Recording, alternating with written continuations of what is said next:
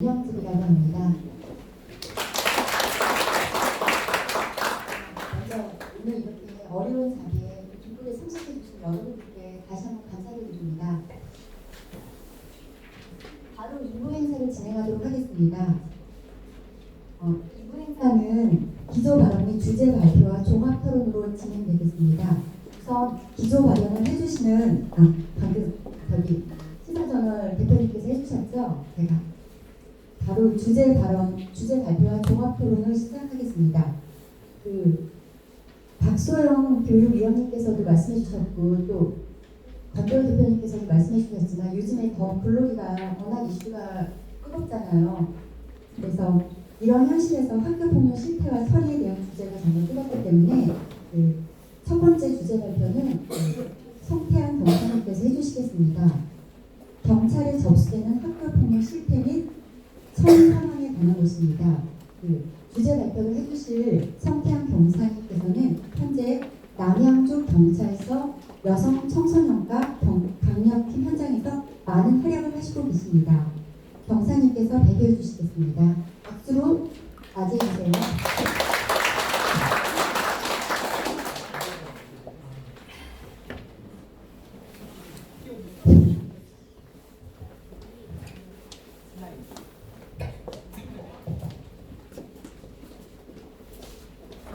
저는 소년범죄 특징 및 형사처벌 실효성에 대해서 발표하게 된 남양주 남부경찰서 여청사팀의 성태한 경사입니다. 인사드리겠습니다. 우선은 저 같은 경우는 여기 오신 분들은 되게 일하실 때, 업무 보실 때 위에서 결제를 하시거나 이렇게 하시겠지만 저 같은 경우는 경찰 근무와 15년 정도 됐고요. 그 중에서 강력팀, 경제팀, 기름팀에서 근무하고 현재 여성청소년팀에서 지금 3년째 근무하고 있는데요. 저 같은 경우는 수사 업무가 실무를 하고 있어가지고 현장에서 제일 인원인들을 마주치고 했던 부분이 있고 제가 마지막에 기름팀에 있다가 여성팀으로 넘어올 때 저는 솔직히 기름팀에 있을 때 좀 많이 사건이 좀 어려운 것도 있어가지고 여성 청소년 수사팀 가면은 애들 사건 좀 하면 되겠지 하면서 넘어왔는데 넘어왔다가 제가 조금은 후회했습니다. 요새 가장 이슈가 뭘까요? 사건 뉴스 보면은 나오는 사건들이 어떤 게 있을까요? 데이트 폭력, 가정 폭력, 스토킹 사건, 학교 폭력, 그게 다 요청입니다. 와서 지금 제가 하고 있는데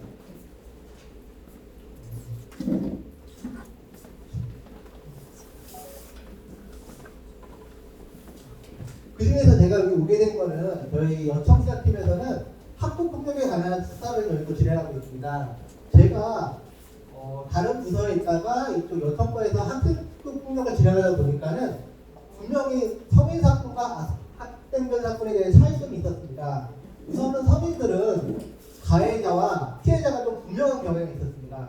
그런데 학교 폭력 학생들은 오늘은 제가 가해자고 피해자였는데 한 달 전에는 그 상황이 바뀌어 있는 경우도 많이 있었고요. 또 제가 딱 통밥이 있어요. 저도 이제 사람 얼굴 보면 서당계 3년이면 스물없을 때 저는 경찰 10년 넘고 이제 수사를 하다 보니까 성인 사건을 딱 들어가서 제가 딱 30분만 얘기해보면 와 이거는 내가 할 거 없이 그냥 일주일만 기다려드리면은 두 분이서 딱 합의해서 오겠구나 그런 것도 있는데 아이들 사건은 이거는 예측 불허입니다. 시간폭탄 같은 것도 있고요. 왜냐면은 아까 말했다시피 성인 사건 같은 경우는 약간 우연적, 우발적으로 생기는 사람이 많이 있어요. 근데 아이들 사건은 하다 보니까 많이 아시겠지만 학교라는 공간, 동네라는 공간에서 많이 접합니다. 그래가지고 어떤 일이 어떻게 발생할지 몰라요. 그래서 이 사건에 대해서는 예측 가능성이 없습니다. 그리고 제가 또 많이 진행하다 보니까 학교 폭력하고 일반 사건의 가장 큰 차이점은 저희가 성인 사건을 겪으면은 저희가 딱 통밥이 나와요. 조사할 때 그 가해자, 피해자 한 번씩 불러서 조사하고 CCTV 봐가지고 하면은 저희가 이제 얘기를 들어보고 필요한 게 있으면 한 번 더 부르든가 아니면 사건을 후치하면 되는데 학교 폭력 같은 경우는 내가 학생들을 조사할 때 내가 학생만 불러가지고 조사할 수 있을까요? 안 돼요. 경찰서 조사받을 때는 가해자든 피해자든 신뢰 관계인 분석이 돼야 됩니다. 그러면은 저희가 일정 잡는 것도 힘들어요. 학생들 학교 일정 잡아야 되죠. 학원 일정 가야 되죠. 부모님 스케줄 가야 되죠. 조사해가지고 조사 일정을 단신히 잡고 하는데 성인 사건 같은 경우는 그냥 간단하게 일정을 쉽게 잡을 수 있지만 학생들 되게 어렵고 되게 힘든 부분이 무엇이냐면은 저희가 학생을 조사 일정 잡았어요. 그러면은 어떻게 될까요? 제가 조사하기 전에 부모님이 벌써 학생을 3번이나 4번 정도 조사한다고 그래가지고 어머니와 아이가 미리 조사를 해가지고 아이 얘기를 들어보면서 어머니가 아이의 진술을 약간 흐트러뜨리는 경향이 많이 있어요. 왜냐면은 아무래도 지금 경찰서 조사를 받는다 그러면은 아이나 부모님들 중에 되게 두렵고 자기가 잘못한 행위나 그런 것들을 감추려는 경향이 되게 많습니다. 그렇기 때문에 저희가 조사 받다 보면은 내가 들었고 내가 CCTV 확인해보니까 그 얘기가 아닌데 그렇기 때문에 저는 상대방 진술이나 CCTV 자료를 가지고 조사하는 과정에 제가 이거를 한번 물어봐야 돼요. 그걸 물어보아야 되면 학교에 참여한 부모님들은 저희 아이 말 못 믿겠다는 거예요. 막 정색하시는 경우도 있어요. 하지만 저 같은 경우는 그게 정색 같다고 해서 내가 안 물어보면 안 되잖아요. 물어보고 그게 아니라 그러면 다시 그렇게 진술한 상황을 찾아야 되는 경향이 있고 그래가지고 되게 좀 조사하는 과정이 일반 성인들보다 되게 힘듭니다. 그래서 제가 이걸 발표하다 보니까 예전에 힘든 사건들이 생각나가지고 그런데요. 제가 지금 간단한 예로 진행하다 보니까 남학생 사건 같은 경우는 아까 말씀하셨듯이 아까 폭력 사건이 많이 있어요. 폭력 사건이 많이 있는데 여학생 같은 경우는 명예훼손, 언어폭력이라고 하잖아요. 그런 부분이 굉장히 많이 있습니다. 근데 가장 그런 거에서 지금 여학생 접할 때는 아까 말했다시피 지금 뭐 변호사들 중에 이혼 전문 변호사가 가장 인기가 있다고 하잖아요. 그것도 요청이고요. 요새 가장 핫한 학교폭력 전문가도 요청입니다. 그런 부모님들이 변호사를 찾아갑니다. 변호사를 찾아갔을 때 변호사들이 이거를 어떻게 해야 될까요? 사건을 맡아야 될까요? 아니면 사건을 안 맡아야 될까요? 자기는 이 사건을 맡아야 돼요. 그렇기 때문에 경찰이나 저희 수사관 입장에서 봤을 때 되게 이렇게까지 변호사들이 고소장을 써줬다 그런 경우도 쉽게 끝날 사건을 부모님을 통해가지고 어렵게 만들어가지고 불만을 깊게 파지는 경향이 좀 있습니다. 단적인 예로 지금 일단 보시죠. 이거 식사 시간에 내가 딱 나눠라 그래가지고 지금 보시겠지만 이 사건 가지고 어떤 게 좀 연상되세요? 어떤 사건일까? 제가 딱 감이 안 잡히시죠? 친구 집에 놀러 갔는데 어떤 친구가 집에 있는 라면을 끓여먹은 거예요. 그리고 또 베란다에서 화분에 있는데 휴지를 조금 태웠던 거예요. 근데 이게 지금 고소장에는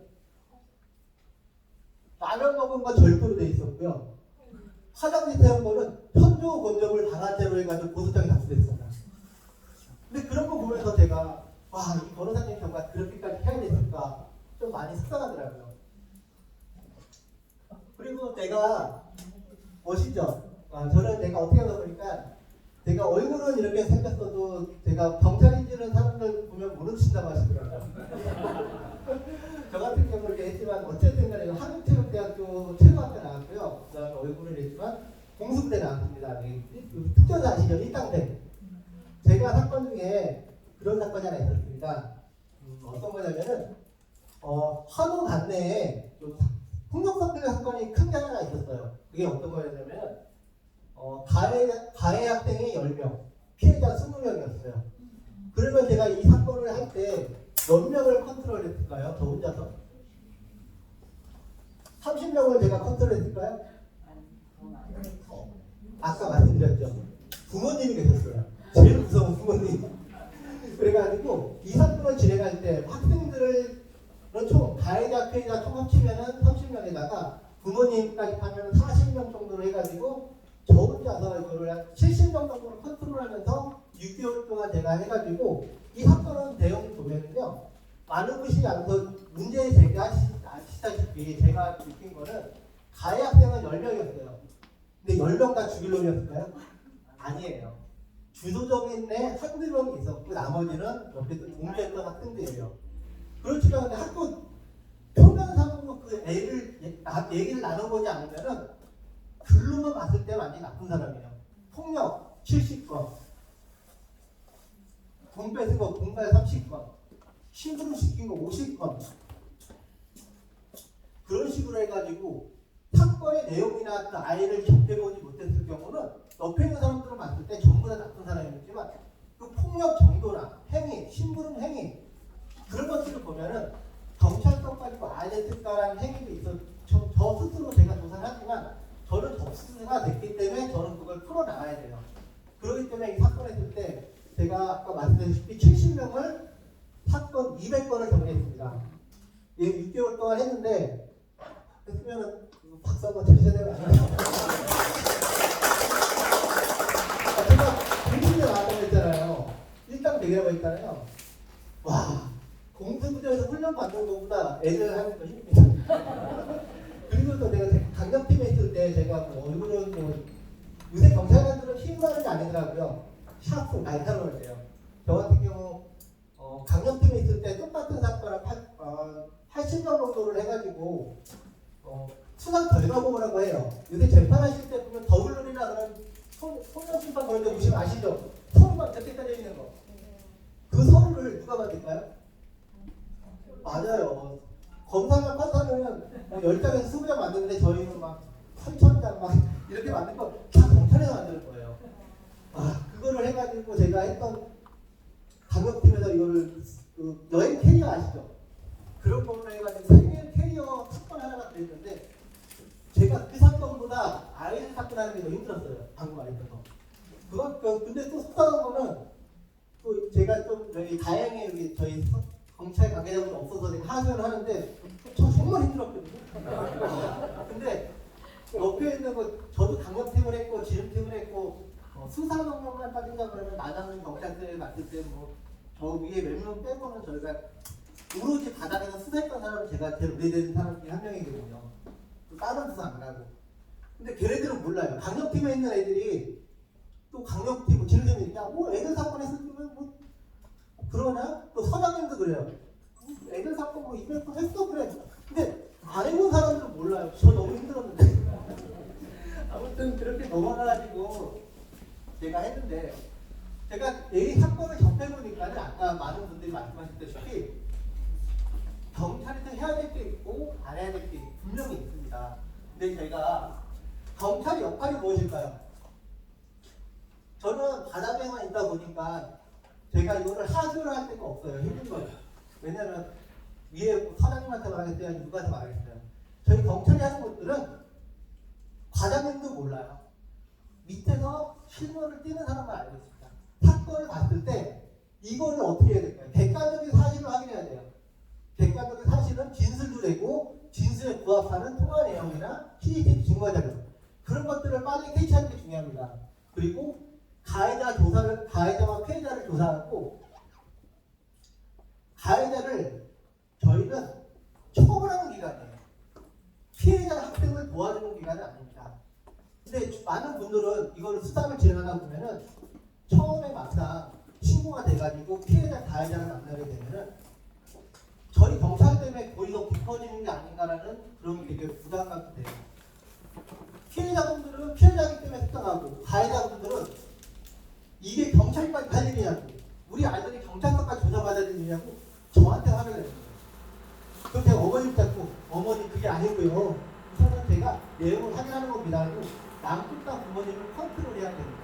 근데 결국 저희가 하는 거는 피해 학생을 도와주는 역할이 아니에요. 가해자를 처벌하는 역할입니다. 근데 제가 이걸 하다 보니까 가장 피해자가 진짜 원하는 게 어떤 걸까요? 가해 학생이 해가지고 소년원 들어가가지고 벌 받는 걸 원할까요? 아니에요. 자기도 진정도 아니라 컨트롤하고 화해하고 진정으로 사과를 하고 싶어 하더라고요. 근데 많이 제가 접근해 보니까는 경찰서에 접수되는 순간 그게 어떻게 될까요? 쉬워질까요? 어려워질까요? 또 이게 아이싸움일까요? 부모싸움일까요? 네, 맞습니다. 그런 부분이 있어가지고 제가 소장님이 이거 맡을 때 분들이 오를 거예요. 경찰은 이상 신어가지고 있고 뭐 그런 거 아닌가 그럴 수도 있겠지만 저 같은 경우는 조사를 하기 전에 아이한테 30분이나 40분 정도를 상담 같은 걸 좀 일부러 진행합니다. 그러니까 제 후배 경찰관들의 조사관들도 그런 친구는 별로 없는데 가해학생이나 초등학생이나 얘기를 들어주고 그한테 내가 경험했던 거, 저 같은 경우도 뭐 내가 특별히 뭐 멋있거나 잘난 건 아니지만 아이 얘기를 들어주고 제 경험을 전달하고 네가 경찰에서 수건을 줬겠지만 이런 걸로 이렇게 노력해서 바뀌면 되지 않을까라고 상담을 하면서 진행을 해가지고 아까 말했듯이 아까 그 일단 배기 사건 있었죠? 제가 민원을 한 번도 안 먹고 제가 패스했습니다.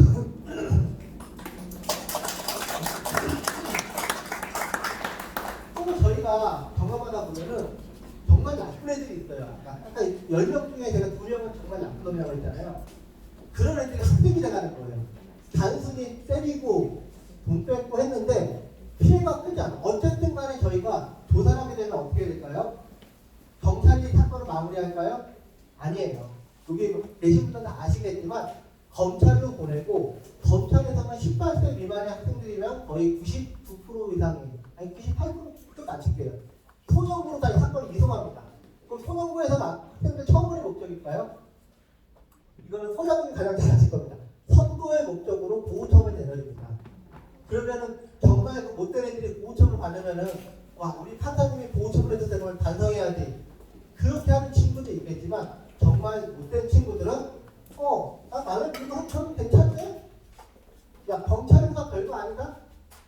그런 것들을 애들이 학생이 되는 경우가 많이 있습니다. 그렇기 때문에 저 같은 경우는 제가 바라는 거는 제가 혹시 저는 불이 아나운서에서 초중고사 나왔습니다. 지금 제가 만약에 학교 다닐 때 선생님들 잘못했으면은 경찰 생활 못했을 거예요. 제 선생님들이 여기 저기 뭐 교장 선생님이랑 다 계셔가지고 만난 게 있는데 학교 폭력을 경찰에서 제가 해야 되는 사건이라고 제가 판단되는 것들은 어떤 거냐면요. 지속적인 괴롭힘, 집단적인 괴롭힘 하고 아까 말씀드렸다시피 성범죄가 관련된 사건에 대해서는 경찰이 이거를 단순히 피해자, 가해자 한 명만 조사하는 게 아니라 정말 나쁜 못된 사건에 대해서는 이거를 입증하기 위해서는 정말 많은 시간이 필요하고 수사관들이 정말로 열심히 내용을 듣고 현장을 잘 자료를 해야 됩니다.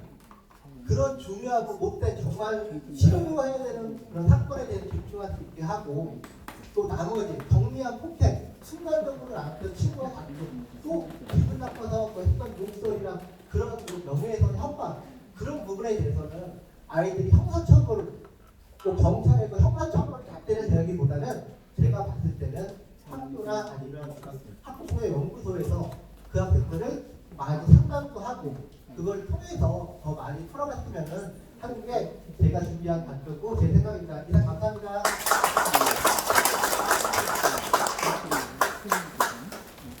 강사님께서 현장에서 조사만 하시는 것이 아니고 생존도 하고 여러 가지 이렇게 많은 활약을 해주시는 것을